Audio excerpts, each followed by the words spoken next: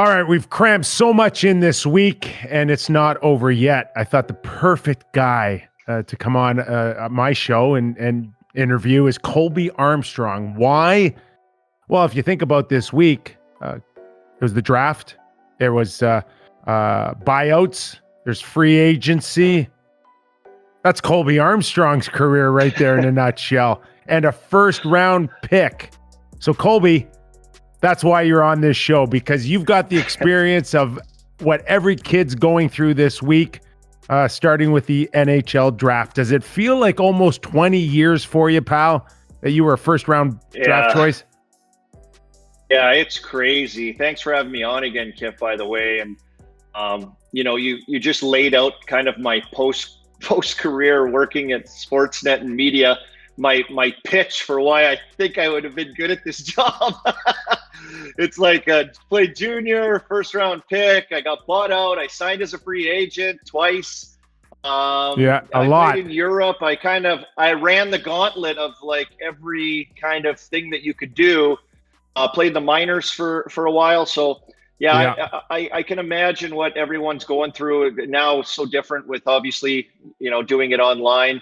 Or virtual, like we've seen with this, and then not only go from that right to free agency all in the same week. Yeah, no question. And we're going to get into all of it in great detail, but I can't tell everybody watching and listening what it's like to be a kid waiting for the NHL draft, albeit this time virtual, not in the stands. Of course, I've got my book coming out in a couple of weeks, Colby. It's called Undrafted. So I can't tell that story. I can tell one about finding different ways to get to the NHL. But you went every kid's dream. Play minor hockey, be one of the best players on the team. Play junior hockey, be one of the best players of the team, and be a first rounder. So can you take us back to that anticipation and what those kids this week were going through, waiting to hear their name called for the first time? Yeah, and I feel like, looking back on it, it happened so fast, Kip. Like I was playing, bantam hockey in Saskatoon, Saskatchewan. I got drafted to junior hockey in the 6th round of the Western Hockey League, the 6th round. I think there was only 7 rounds. I was small, I was skinny. And that was a thrill. And then just like fast forward a few years later, I was drafted in the 1st round of the NHL. So it really happened super quick where I jumped over not only in the Western Hockey League, but just maybe tons of players in their development. But the lead up was crazy. Now it's crazier, Kip. Now it's a beast. So but the lead up was pretty wild. Take me back to you being a Bantam pick in the 6th round, and we're talking month to month, going from a guy that we don't even know is going to play any meaningful junior games to being a first rounder. Like, it wasn't just about you getting bigger and stronger. Like, what the heck happened? How do you gain that type of confidence to know that you're going to be a top prospect in a very short period of time from being a guy that we don't even know can play junior? Yeah, and I always felt I had like good hockey IQ. I was smart, and and like you and others, probably one of the better players on their team growing up. And I kind of felt that. And I think leading into I was like 5'8", 135 pounds, Kip, in like 9th grade when I got drafted in the Western Hockey League. Like I was like a scrawny little rat. But I like lived and breathed for hockey like all day, all the time. And I think I just, because of like that obsession, I just got better and better and better. And then being able, I think a huge key for me was, getting the opportunity in draft. I remember I was shooting hoops at my buddy's house down the street. I don't know who came down and told me to get home. I was like 5 houses down and said, you got drafted to Red Deer Rebels in the 6th round. And I was like, okay. And I ran back to go shoot hoops. Like I didn't really like have a clue. I was just kind of like a regular kid that's loved hockey. But, I was lucky to get in, and Brent Sutter had bought the team my first year when I played my first year junior. And prior to that would have been my 16-year-old year that I got cut and sent back. And I think that was really, really key and really huge. Like I was already registered in school, Kippy, in Red Deer. I was ready to go, and I was like the last kid sent home back to Saskatoon to play midget AAA, which was huge for me. I played like crazy. And then it just set me on a path of development and confidence, like you said, and growing into my body. I grew I'm like almost 6'3" now. I don't want to say my weight.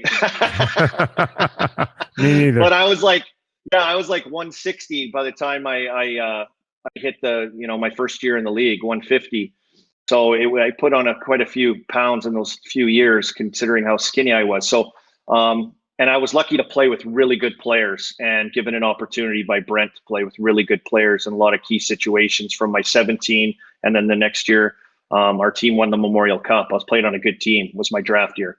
So that kind of put all eyes on me in the spotlight a little bit with how good our team was. So was it a wow moment for you when someone said, "Hey, you can play pro hockey"? Did you have an agent back then? It seems like in today's world, there's agents waiting outside of maternity wards once they announce that you're 9 pounds and 4 ounces. Well, let's see how big Dad's feet are. Is their feet big? Wasn't that like the old scouting moves?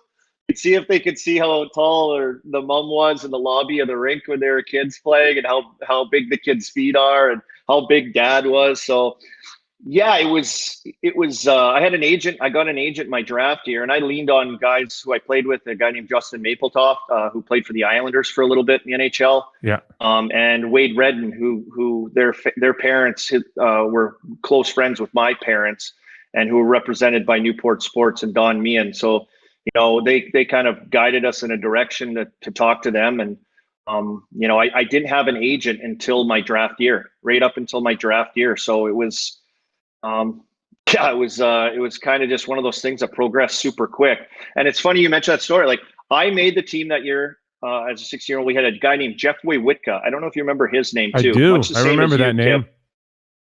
He never was drafted in junior hockey, and he was one of our best defensemen. He was drafted like 5 picks after me, undrafted in the Western Hockey League, 5 picks later or something like that, to Philadelphia in the first round just a few years later.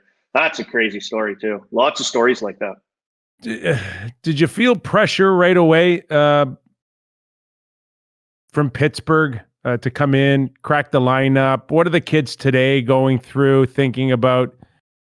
And we don't know when the season's going to be starting, and whether or not they've got another 3-4 months to train to get bigger and stronger. But was your expectations much like probably the first rounders, that they're going to go in there and make the team as early as whenever it starts?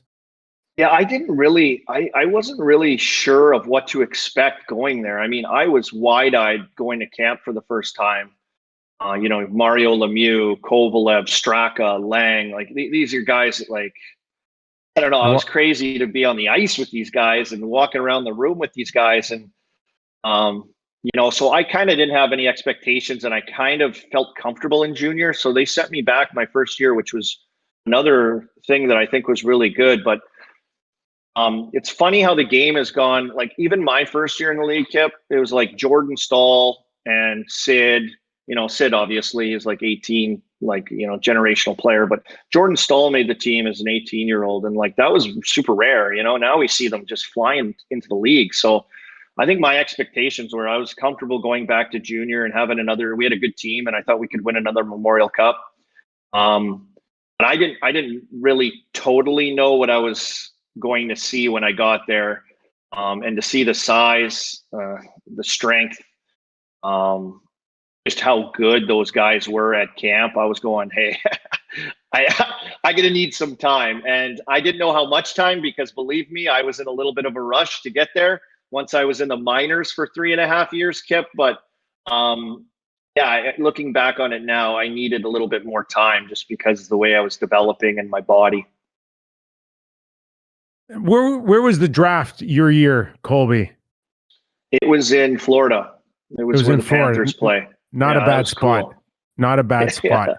Yeah. When you watch this week, knowing that the kids didn't get that opportunity like you did to jump on a plane, to go down to a place like Florida and have that excitement keep building, and then meeting people, and then eventually being in an arena to hear your name called with fans in the stands, and then seeing the stage. Did you feel for the kids this week, watching them get picked from their respective areas, albeit around family and friends, but nowhere near they got a chance to experience what you did.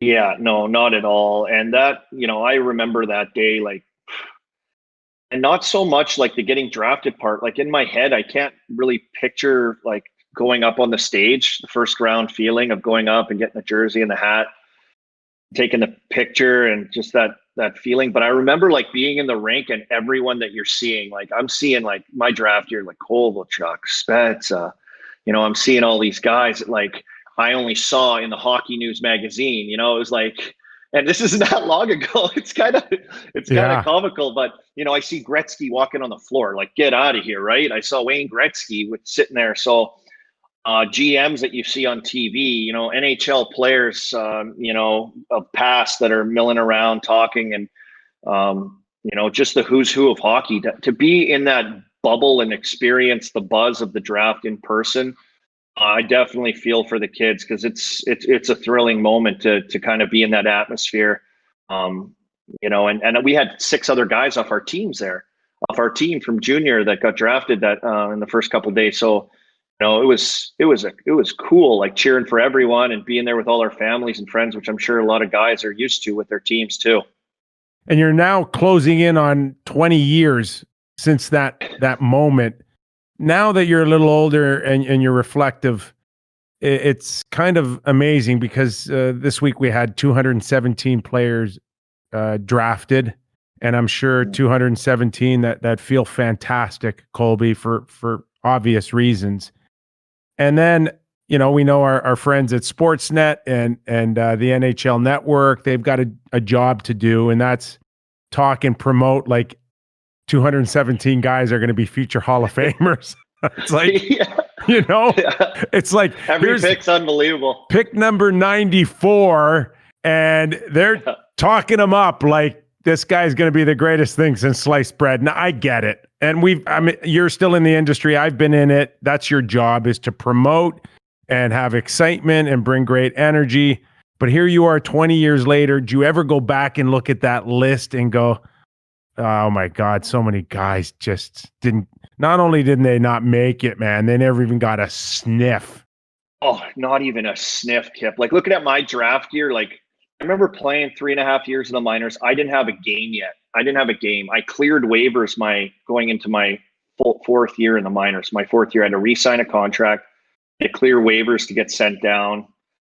And I was like, oh my God, like I'm a first round pick, and looking at the list of names and guys that have already been playing games in the first round from my draft year, I'm going, what's happening here? I'm going to Russia, Kip. I'm going to be on a plane to Russia next year. This is it. So, yeah. And I mean, guys, it has to work out really well, because, for my situation, Pittsburgh was like bankrupt. Like the team was going to move. The money situation was not there at all, and they needed a new rent. Like everything was kind of falling apart. Yeah, and they just accumulated. Like I was playing in the minors, like with, we had Fleury, Scuderi, Brooks Orpik. You go down the Max Talbot. Like you go down the list of the guys, Ryan Whitney. Just first round picks in general, and guys that they accumulated through drafts that were really their team when they won the cup in 2009, and a bunch of core group guys as well. So, but I looked at that list of the draft list, and I saw like other guys and how many games they were playing, and I had 0 stats next to my name, and I'm going, when is this going to happen? So it just kind of like this Crosby draft. Malkin, the Fleury is starting to turn it over and flip to that next generation. Yeah. As a 23-year-old at the time, helped me, get my foot in the door in that group when they started changing it over. And had that not happened, I don't know if the timing or the fit or whatever you want to call it would have worked out for, So I think like a lot of guys, as good as you are, if you're stuck in a team or in a system where kind of the puzzle pieces and you're kind of, it's just not panning out. It's not sliding in where they feel that you're the guy in that position or in that role, or, a lot of good players. I played against a lot of good players in the minors that never got that shot or never found that fit for whatever reason around the league or in their particular team. Yeah, we know it's cyclical too, in terms of some drafts being stronger than others. 2020, we believe, at least from what we can see and hear, that this one will be one of the stronger ones. Only time will tell, but we'll see. But there's a few guys still kicking the can out of your draft year with Kovalchuk and Spezza and those guys. Yeah.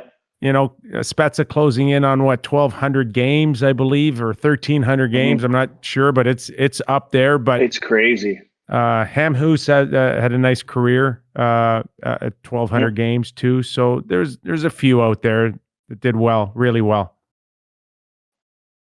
Yeah, really well. And I guess really think of the odds of that, right? Like, it was kind of interesting. I saw something on Twitter today, Kip, of so speaking of the draft and, percentage of first round picks that actually play in the NHL or have careers. Yeah. I think it might have just even been play to, the pie piece.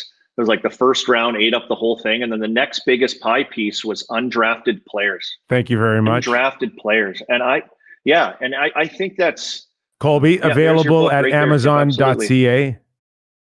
Undrafted. Yeah. My and book. It's every guy's story. And to see that on the pie piece, undrafted players and how much it eats up, I think is a great incredible message. It's incredible. Your book, I'm sure, obviously is that exact story of these guys that find a way, no matter what, to get there. I just found that pie chart. It is incredible to see. It's incredible, and thank you for the plug, by the way. There you go. Yeah.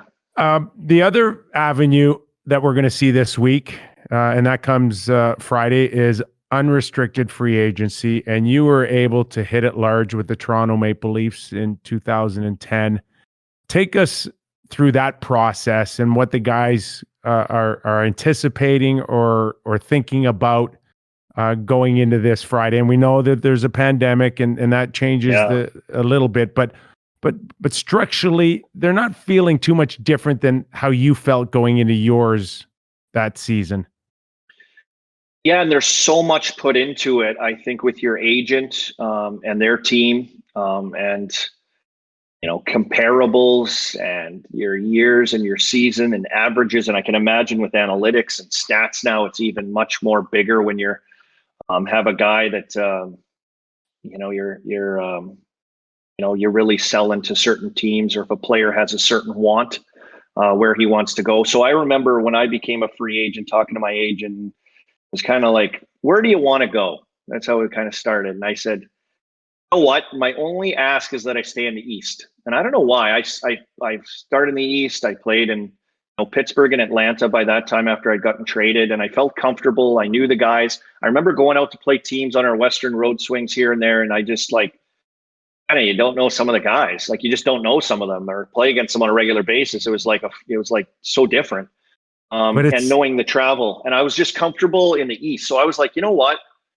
If we find a good fit anywhere in the East, that's where I want to be. I want to stay in the East. So that was kind of cool how you could, for once, depending how much the Western teams decided to throw at you, they could have changed my mind pretty quick. Listen, it's funny you should say that, Colby. It's funny that you should say that, because I got into a conversation with someone the other day and said, some of the great agents just find a sucker team to play off of, and they used Tavares as the example in his free agency. And of course, he left the New York Islanders, which is, and I played in that loop in New York, right? It's the least traveled. Oh, yeah. You take buses, awesome. And you're in New Jersey, you're in the island. There's no travel.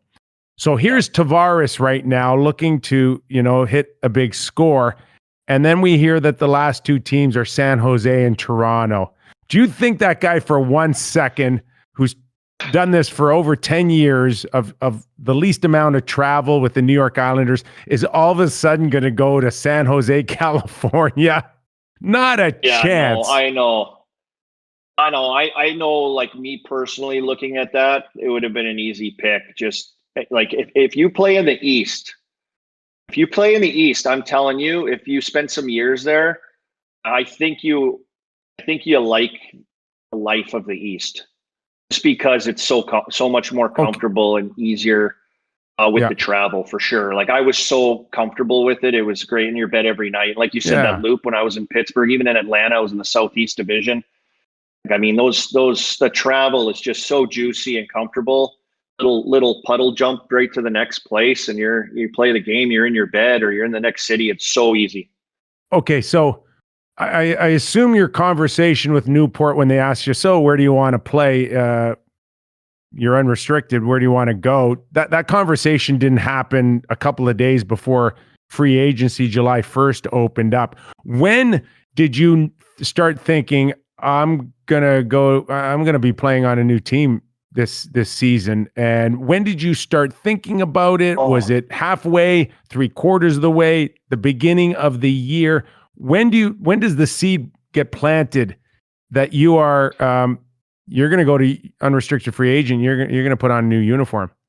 Yeah, so it was interesting. I was playing in Atlanta, and I was kind of always like, after being there for a few years, I was like, man, I just want to go to a market where it's crazy. Like, I really wanted to be in that hockey market, and I remember feeling that. But I did get into conversations we did with the Thrashers and Rick Dudley, who came in there and had taken over at the end, and we had a conversation. And all of a sudden, conversations are going, Kip. It's coming up to UFA deadline to get me signed before I could, go to free agency. And I see on social media or on the internet or announcement or on the news, Austin Bufflin signs with the Atlanta Thrashers for, I don't know what it was. I forget what it was. It was like a big deal for him. Yeah, it was a big deal. And I was like, oh my, I'm like, that's my contract. I'm like, I was setting up this sweet 4-year deal. It was kind of moving. And then all of a sudden, like, all these Chicago Blackhawk guys just came over to Atlanta when Dudley started signing all those guys. And I was like, oh, that's it. It's gone. And I was kind of okay with it, because I was like, let's see what's out there. Let's see what's happening. So it was interesting, leading up to it, kind of the unknown, and, there's talks happening, and then everything can kind of change so fast. And yeah, it was. Do you remember if Atlanta made you any type of significant offer before you went to UFA, or did it never get that far? It never really got that far, but I know that we were talking at least about years, and I think we were talking about trying to get 4 years, 4-year contract, and then I ended up actually signing a 3-year contract in Toronto. So it was kind of just at the start. I don't remember it went any further than just the years, or with my agent talking about what we'd tried to do. So there was some conversation there with them up until that point. So we know the work that is done prior to July 1st. So the opening bell is official at noon, which will be Friday. But yeah, a lot of the work's done, and well before that. So did you have any idea that 24, 48 hours ago that you're going to be a Toronto Maple Leaf? No, not until free agency day did I have any kind of clue of what was going to happen, or what teams would be interested. I know just because of the way I played, and some of the statistics that I was able to produce, and able to play with good players. I was kind of I guess like a complimentary guy with like an X factor of stirring it up a bit and being a physical player. So it was kind of like, I don't know if you'd say it Tom Wilson, obviously, but it was along those kind of lines of that type of player that so how many in teams? The market in free agency. All I knew of just a few teams asking, but Toronto's offer was by far the best from what I got. And I mean, I couldn't believe, like, my eyes lit up at the chance to go play in Toronto. What were you coming off of? And you ended up with $3 million a year for 3 years in Toronto. What was your last base salary? I think it was 2.1. 2.1, yeah. So I got a little bit of a bump. I'm trying to think. Jeez, Kipper, you're catching me with not That's knowing all right. my own life. My own life story. I'm getting ready for your book, Drafted. First.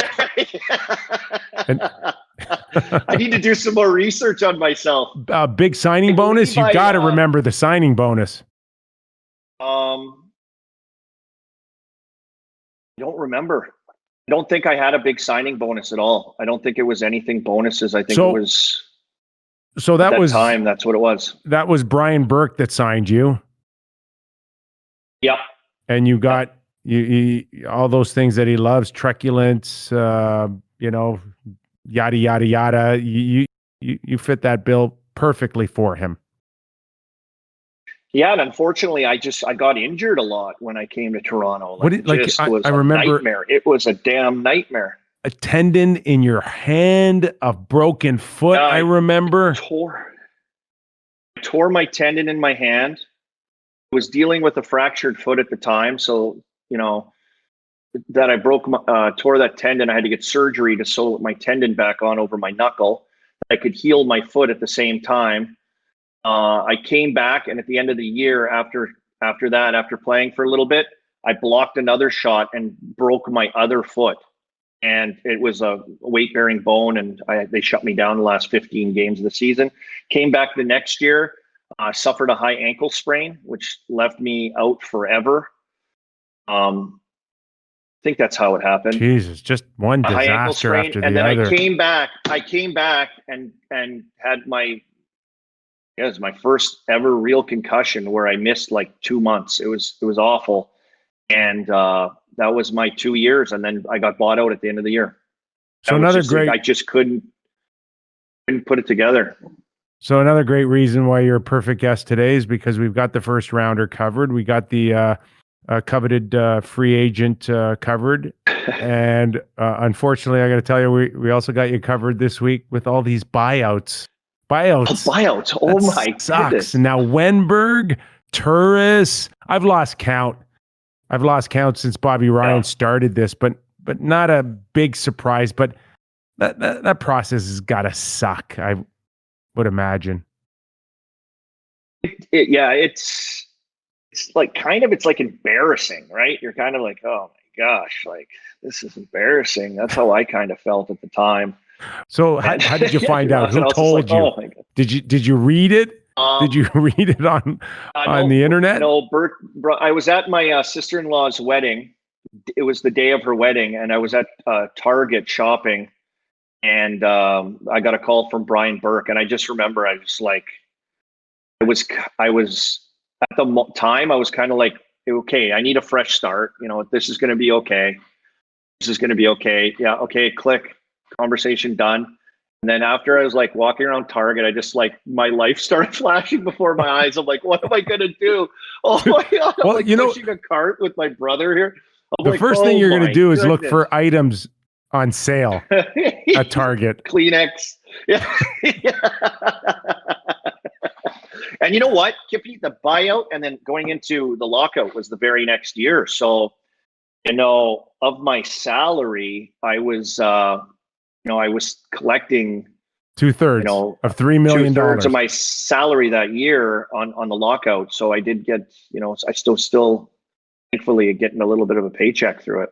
But it was kind of nice if my memory is correct here. Within days you signed with the Montreal Canadiens?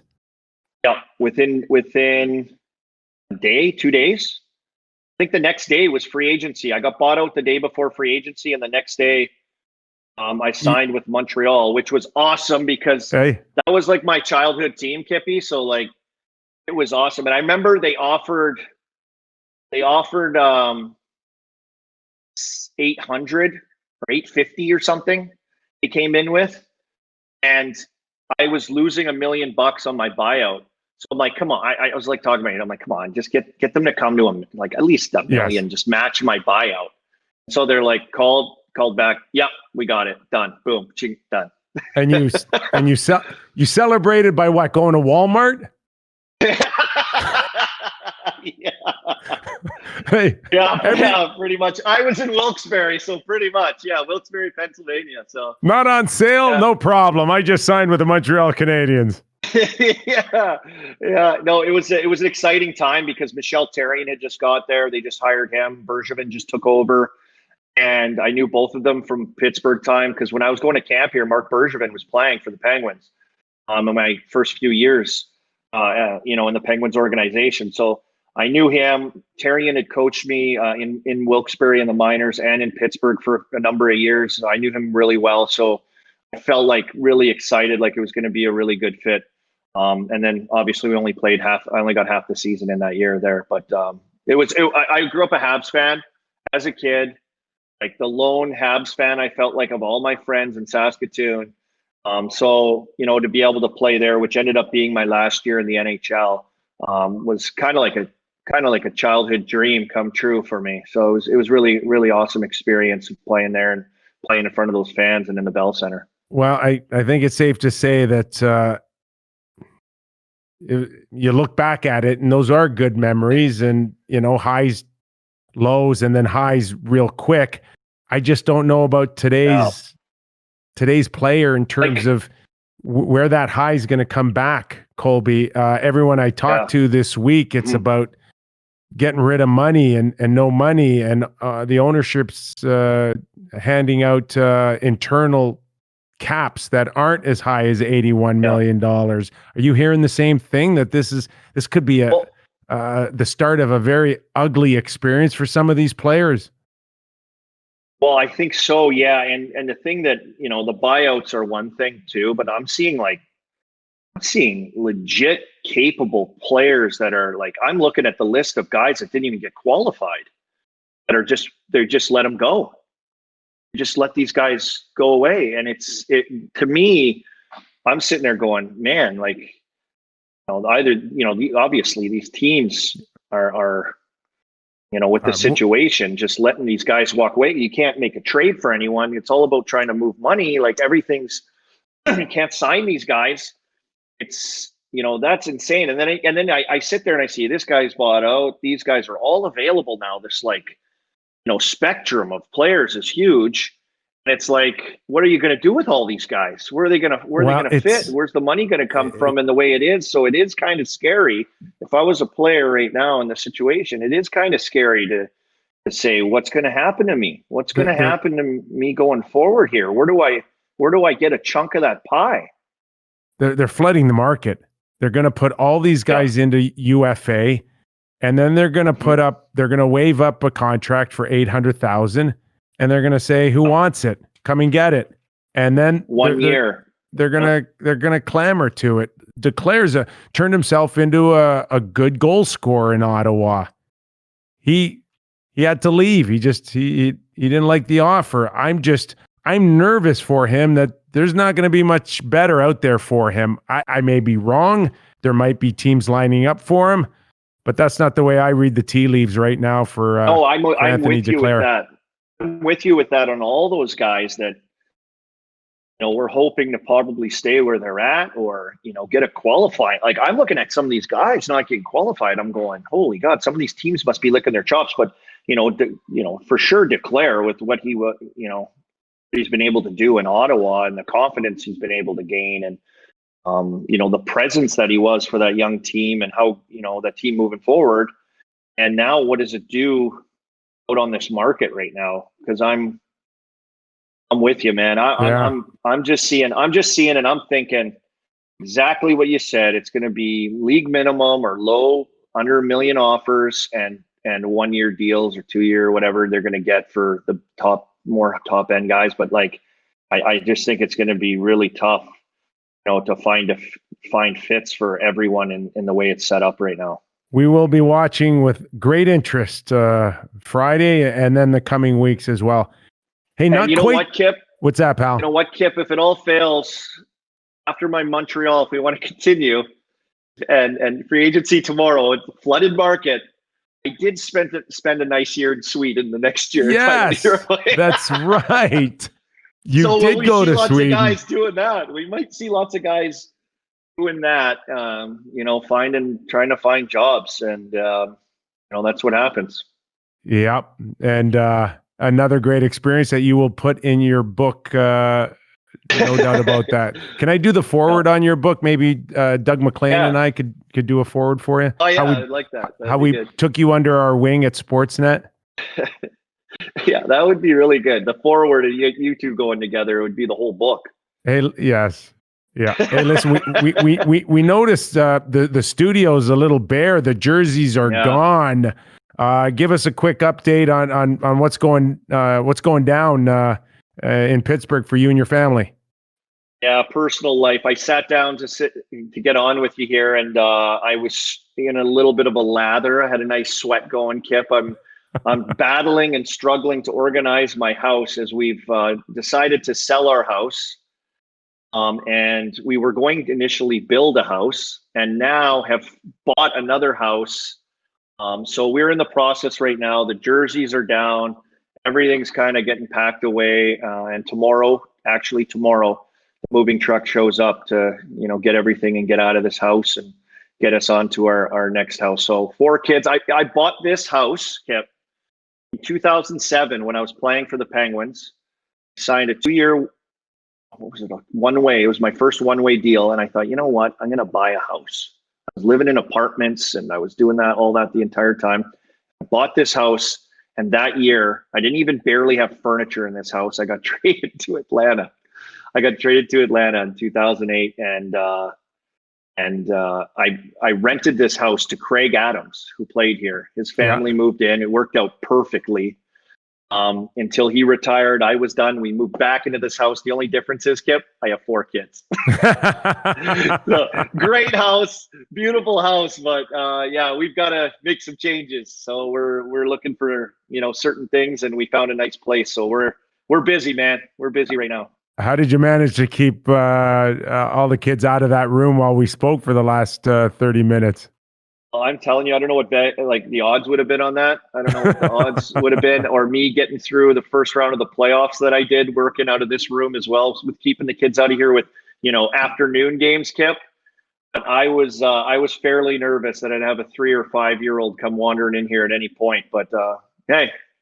Pretty good. I got it pretty good, Kippy. Army, you got it great, my friend. Yeah, and we can't thank you enough for spending time for us and giving us a little insight into this incredible week for the NHL, where they crammed in not only the draft, but free agency as well. So great insight, Colby. As always, appreciate the time that you gave us, and good luck with the move, pal. Thanks, Kip. Hey, you look like you're in pretty good shape. I could use some muscle down here, Kip. Look how lean you are. Look at you. You're looking good. Couple more buyouts, Cole. Good, strong mover. Couple more buyouts, and I'm back in business. There we go. Colby Armstrong, well, everybody. Thanks for having me on. Thanks for doing this. Thanks, buddy. Okay, pal.